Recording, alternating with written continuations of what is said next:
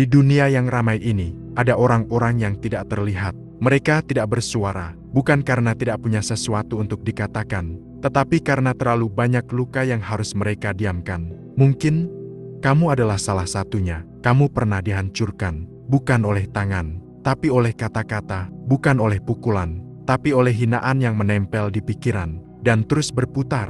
Bahkan saat dunia sudah tertidur, nama baikmu dirusak, harga dirimu diinjak, dan orang-orang memilih percaya pada kebisingan, bukan pada kebenaran. Dan sejak saat itu, kamu mulai menghilang, menjauh dari dunia, mengurung diri, bukan karena kamu lemah, tapi karena kamu sedang mencoba bertahan hidup. Malam ini, aku tidak akan menyuruhmu menjadi kuat. Aku hanya ingin kamu duduk, diam, dan mendengarkan. Karena mungkin, ini adalah pertama kalinya seseorang benar-benar memahami apa yang kamu rasakan. 1. Kamu tidak hancur. Kamu terluka. Dengarkan ini, perlahan, dan biarkan kata-kata ini meresap ke bagian terdalam dari dirimu. Kamu tidak hancur. Mungkin kamu merasa kosong, seolah-olah ada bagian dari dirimu yang hilang. Seolah-olah kamu bukan lagi orang yang sama seperti dulu. Dan itu benar. Tapi itu bukan karena kamu rusak. Itu karena kamu terluka. Ada perbedaan besar antara sesuatu yang hancur dan sesuatu yang terluka. Yang hancur tidak bisa diperbaiki, tapi yang terluka masih bisa sembuh. Dan kamu masih bisa sembuh. Meskipun sekarang rasanya tidak seperti itu, meskipun setiap hari terasa berat, meskipun bangun dari tidur saja terasa seperti perjuangan, karena luka yang kamu bawa bukan luka biasa. Itu bukan luka yang terlihat, bukan luka yang bisa orang lain fahami dengan mudah.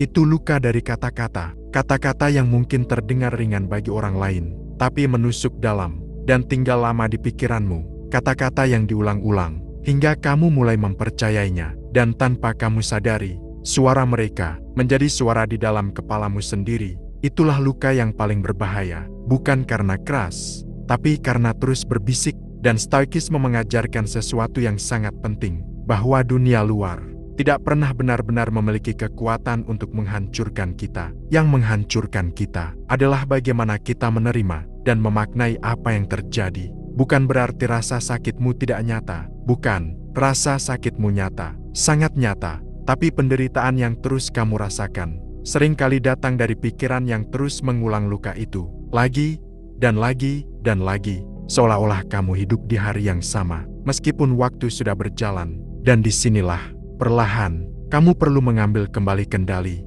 Bukan dengan memaksa diri untuk kuat, bukan dengan berpura-pura tidak sakit, tapi dengan menyadari satu hal sederhana, bahwa kamu bukan luka itu. Kamu adalah seseorang yang sedang mengalami luka, dan itu adalah dua hal yang sangat berbeda. Karena ketika kamu mulai melihat dirimu sebagai orang yang terluka, bukan orang yang rusak, maka disitulah proses penyembuhan mulai terbuka, pelan, tidak instan, tidak mudah, tapi nyata. Dan malam ini, jika kamu tidak bisa melakukan apapun, cukup katakan ini dalam hatimu. Aku tidak hancur, aku hanya terluka, dan aku sedang belajar untuk sembuh. 2. Orang yang menyakitimu tidak memiliki kekuasaan atas dirimu. Sekarang, kita masuk ke bagian yang mungkin sulit untuk diterima. Orang-orang yang menyakitimu, mereka tidak memiliki kekuasaan atas dirimu. Aku tahu, kalimat itu terdengar tidak masuk akal, karena kenyataannya, mereka telah menghancurkan nama baikmu. Mereka membuat orang lain memandangmu berbeda. Mereka membuatmu merasa kecil, tak berharga, bahkan mungkin tidak layak untuk hidup dengan tenang. Jadi bagaimana mungkin mereka tidak punya kekuasaan? Jawabannya ada di dalam Stoikisme selalu memisahkan dua hal. Apa yang bisa kita kendalikan dan apa yang tidak. Opini orang lain tidak bisa kamu kendalikan. Ucapan mereka tidak bisa kamu hentikan. Pandangan mereka tidak bisa kamu paksa berubah. Tapi ada satu hal yang selalu berada di dalam kendalimu. Bagaimana kamu melihat dirimu sendiri. Masalahnya, ketika seseorang diserang terus-menerus, dia mulai kehilangan suara dirinya sendiri. Dan perlahan, dia mulai melihat dirinya melalui mata orang lain.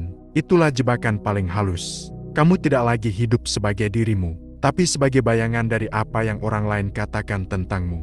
Dan di titik itu, mereka seolah-olah menang. Bukan karena mereka benar, tapi karena kamu mulai mempercayai mereka. Padahal, kebenaran tidak pernah berubah hanya karena banyak orang mengulang kebohongan. Dengarkan ini baik-baik. 1000 orang bisa mengatakan sesuatu tentangmu, tapi itu tidak akan menjadi kebenaran jika itu bukan dirimu yang sebenarnya. Dan nilai dirimu tidak pernah ditentukan oleh keramaian suara di luar sana. Nilai dirimu ditentukan oleh bagaimana kamu menjaga dirimu saat tidak ada yang melihat, oleh bagaimana kamu tetap tidak menjadi jahat meskipun dunia memperlakukanmu dengan kejam, oleh bagaimana kamu tetap memilih diam ketika kamu punya alasan untuk membalas. Itulah kekuatan sejati, bukan membuktikan diri pada dunia, tapi tetap menjadi dirimu meskipun dunia mencoba mengubahmu. Jadi mulai malam ini, coba ambil kembali sesuatu yang selama ini dicuri darimu, hak untuk mendefinisikan dirimu sendiri, bukan mereka, bukan suara-suara itu, tapi kamu. 3. Diammu adalah proses, bukan kegagalan. Sekarang, tentang dirimu yang memilih diam, yang jarang keluar rumah, yang menjauh dari dunia, yang mungkin merasa tertinggal jauh dari orang lain. Dengarkan ini, diammu bukan kegagalan, diammu adalah proses. Di dunia yang memuja kecepatan, orang lupa bahwa penyembuhan tidak pernah cepat. Orang melihatmu diam dan mengira kamu menyerah. Padahal yang mereka tidak tahu, kamu sedang berjuang di tempat yang tidak terlihat. Setiap hari, kamu melawan pikiranmu sendiri, melawan ketakutan, melawan rasa malu, melawan kenangan yang terus muncul tanpa diundang. Dan itu adalah pertempuran yang tidak semua orang bisa fahami, karena tidak ada tepuk tangan untuk itu. Tidak ada yang melihat, tidak ada yang memuji, tapi kamu tetap menjalaninya, dan itu adalah bentuk keberanian yang paling sunyi. Stoikisme tidak pernah mengatakan bahwa kita harus selalu tampil kuat di luar.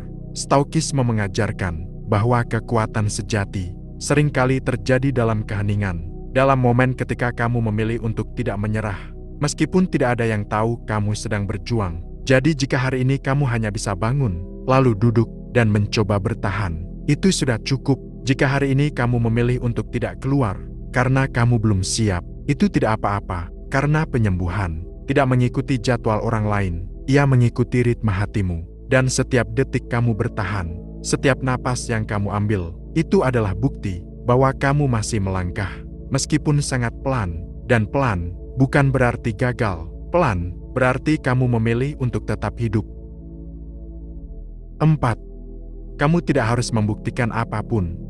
Ada satu kelelahan yang tidak terlihat, bukan karena tubuh lelah, tapi karena jiwa terlalu lama mencoba menjelaskan sesuatu kepada orang-orang yang sebenarnya tidak ingin memahami. Kamu mungkin pernah berada di titik itu, ingin menjelaskan semuanya, ingin meluruskan cerita, ingin membela diri, agar orang tahu siapa dirimu yang sebenarnya. Tapi semakin kamu mencoba menjelaskan, semakin kamu sadar, mereka tidak mendengarkan. Mereka hanya menunggu giliran untuk tetap percaya pada versi mereka sendiri. Dan disitulah, tanpa kamu sadari, kamu mulai kehilangan dirimu sendiri, karena kamu hidup bukan untuk menjadi dirimu, tapi untuk melawan persepsi orang lain. Dan itu melelahkan, sangat melelahkan. Stoikisme mengajarkan sesuatu yang keras, tapi membebaskan. Tidak semua hal perlu kamu luruskan, tidak semua tuduhan perlu kamu jawab, tidak semua orang layak mendengar kebenaranmu, karena kebenaran tidak selalu menang di dunia yang bising. Kadang, yang paling keras berbicara, justru yang paling dipercaya. Dan jika kamu terus mencoba melawan itu, kamu akan habis sebelum kamu sempat pulih. Maka ada satu pilihan yang terlihat seperti kelemahan, tapi sebenarnya adalah kekuatan tertinggi. Berhenti membuktikan, bukan karena kamu kalah, tapi karena kamu sadar hidupmu terlalu berharga untuk dihabiskan meyakinkan orang-orang yang sudah memutuskan untuk tidak percaya. Diam bukan berarti kamu tidak punya jawaban. Diam berarti kamu tidak lagi merasa perlu menjelaskan. Dan ada kedamaian dalam keputusan itu. Bayangkan ini, jika seseorang salah paham tentangmu, dan kamu tidak lagi berusaha mengoreksinya. Apa yang terjadi? Awalnya menyakitkan. Ada dorongan di dalam dirimu untuk berkata, bukan seperti itu, aku tidak seperti itu. Tapi jika kamu tahan, jika kamu biarkan waktu berjalan, perlahan, kamu akan merasa ringan, karena kamu tidak lagi membawa beban untuk mengendalikan pikiran orang lain. Dan itu adalah kebebasan. Stoik tidak hidup untuk dipahami oleh semua orang. Mereka hidup untuk tetap selaras dengan diri mereka sendiri. Dan mungkin sekarang, ini saatnya kamu melakukan hal yang sama. Berhenti menjelaskan, berhenti membela diri di hadapan orang-orang yang tidak berniat mengerti. biarkan mereka berpikir apapun, karena pada akhirnya, hidupmu bukan panggung pembuktian, hidupmu adalah perjalanan pulang ke dirimu sendiri. 5. Rasa sakit ini akan membentukmu. Ada fase dalam hidup di mana rasa sakit terasa tidak adil. Kamu tidak mencarinya, kamu tidak menginginkannya, tapi itu datang dan menetap, dan mungkin kamu bertanya dalam diam, "Kenapa aku?" Pertanyaan itu tidak selalu punya jawaban, dan Stoikisme tidak mencoba memberi jawaban yang indah. Stoikisme hanya berkata, "Ini sudah terjadi, sekarang. Apa yang akan kamu lakukan?" Keras, ya, tapi jujur, karena hidup tidak selalu memberi penjelasan, tapi selalu memberi pilihan. Pilihan untuk hancur, atau perlahan berubah. Dan di titik ini, kamu sedang berada di tengah proses itu. Mungkin kamu tidak melihatnya sekarang, karena rasa sakit masih terlalu dekat, terlalu segar, terlalu dalam. Tapi dengarkan ini, rasa sakit memiliki dua sisi. Ia bisa menghancurkanmu, atau ia bisa membentukmu. Dan perbedaannya bukan pada seberapa besar lukanya, tapi pada bagaimana kamu memilih untuk memaknainya. Orang yang tidak pernah terluka tidak akan pernah benar-benar memahami kehidupan. Mereka hidup di permukaan, tapi kamu sudah masuk ke kedalaman. Kamu tahu bagaimana rasanya dihina. Kamu tahu bagaimana rasanya kehilangan harga diri. Kamu tahu bagaimana rasanya sendirian, bahkan di tengah dunia yang ramai. Dan itu memberimu sesuatu yang tidak dimiliki banyak orang. Kedalaman. Suatu hari nanti, ketika kamu mulai pulih, kamu akan melihat dunia dengan cara yang berbeda. Kamu akan lebih peka, lebih tenang, lebih tidak mudah terpengaruh oleh hal-hal kecil. Karena kamu sudah melewati sesuatu yang jauh lebih berat. Dan orang-orang mungkin tidak akan tahu ceritamu, tapi mereka akan merasakan bahwa ada sesuatu yang berbeda dari dirimu. Sesuatu yang tidak bisa dijelaskan, tapi terasa. Itulah hasil dari luka yang tidak menghancurkanmu, tapi membentukmu. Jadi untuk sekarang, meskipun sakit, cobalah untuk tidak melawannya sepenuhnya. Rasakan, amati, pelajari, karena di balik semua ini, kamu sedang ditempa menjadi versi dirimu yang lebih kuat dari sebelumnya. 6. Kamu berhak untuk pulih. Sekarang, kita sampai di bagian yang sering dilupakan.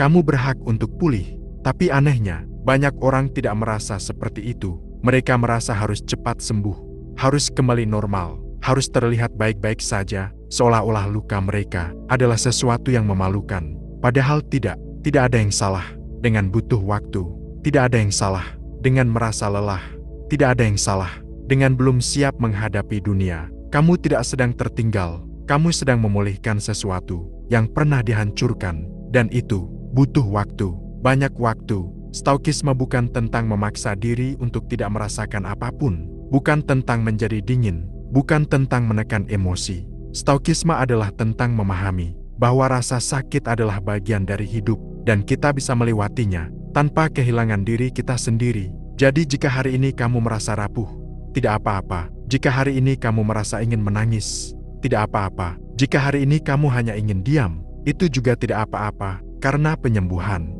tidak selalu terlihat seperti kemajuan. Kadang, penyembuhan terlihat seperti bertahan satu hari lagi, tidak menyerah hari ini, masih mau bangun, meskipun berat, dan itu cukup. Sungguh, itu cukup. Tidak perlu menjadi versi terbaikmu sekarang. Cukup menjadi versi yang tidak menyerah, dan pelan-pelan, tanpa kamu sadari, luka itu mulai tidak sekeras dulu. Pikiranmu mulai lebih tenang, hatimu mulai tidak terlalu berat, dan suatu hari nanti, kamu akan bangun dan menyadari bahwa kamu sudah berjalan sangat jauh tanpa kamu sadari.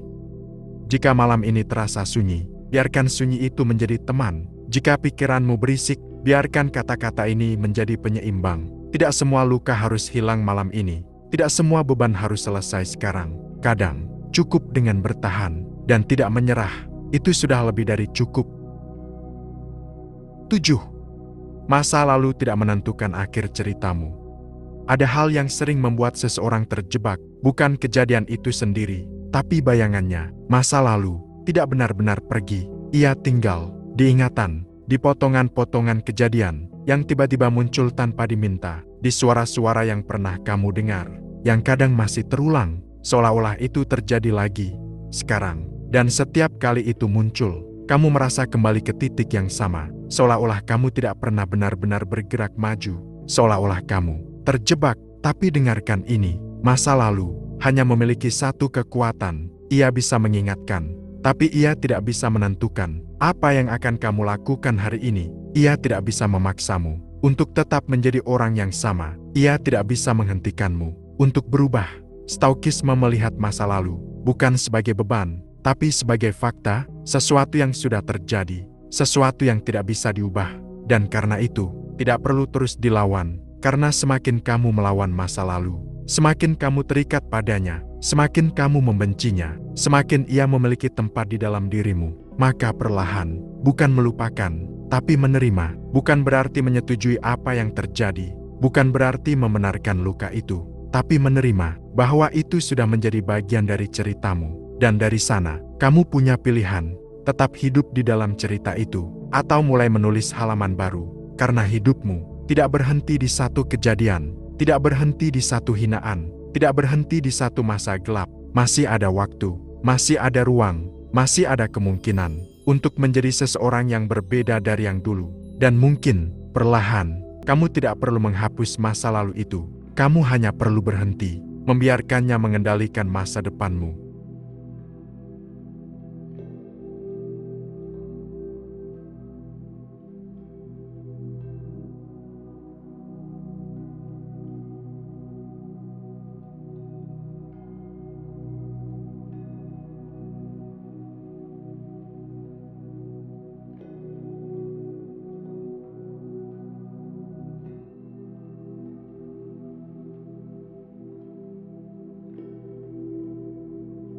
Delapan, kamu masih bertahan, dan itu luar biasa.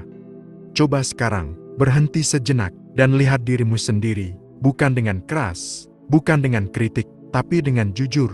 Kamu masih di sini, setelah semua yang terjadi, setelah semua hinaan, semua luka, semua malam panjang yang terasa tidak ada ujungnya. Kamu masih di sini, dan mungkin, kamu tidak merasa itu istimewa, karena bagimu, itu hanya bertahan, hanya menjalani hari yang terasa berat, tapi sebenarnya itu adalah sesuatu yang luar biasa, karena tidak semua orang mampu bertahan seperti itu. Tidak semua orang mampu bangun lagi setelah berkali-kali merasa ingin menyerah.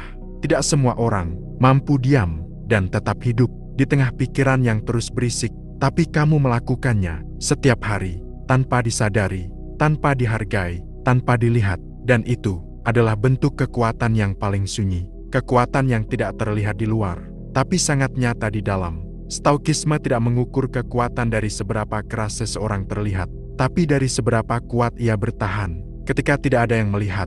Dan kamu telah melewati banyak hal yang tidak semua orang tahu. Jadi jika hari ini kamu merasa kecil, ingat ini, kamu telah melewati hal-hal yang dulu kamu pikir tidak akan bisa kamu lewati. Dan kamu masih di sini. Itu bukan kebetulan, itu adalah bukti bahwa di dalam dirimu ada sesuatu yang tidak mudah hancur.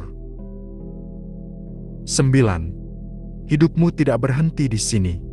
Ada saat di mana hidup terasa seperti berhenti, bukan karena waktu berhenti, tapi karena kamu tidak lagi tahu harus kemana. Hari terasa sama, langkah terasa berat, dan masa depan terasa kosong, seolah-olah semua pintu tertutup, dan kamu hanya berdiri di satu tempat, tanpa arah.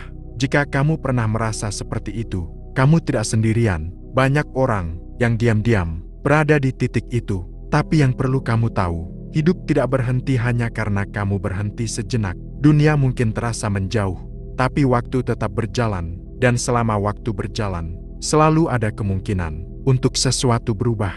Tidak harus besar, tidak harus cepat.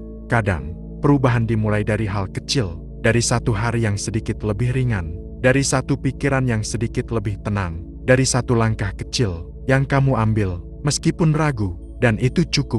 Kamu tidak perlu langsung tahu tujuanmu, tidak perlu langsung menjadi lebih baik. Cukup tidak menyerah, karena selama kamu tidak menyerah, ceritamu belum selesai. Masih ada bagian yang belum kamu lihat, masih ada versi dirimu yang belum kamu kenal, dan mungkin dia tidak muncul sekarang, karena kamu masih dalam proses menjadi dirinya. Jadi untuk sekarang, meskipun semuanya terasa tidak jelas, tetaplah di sini, tetaplah hidup, karena ini bukan akhir, ini hanya bagian yang terasa paling gelap.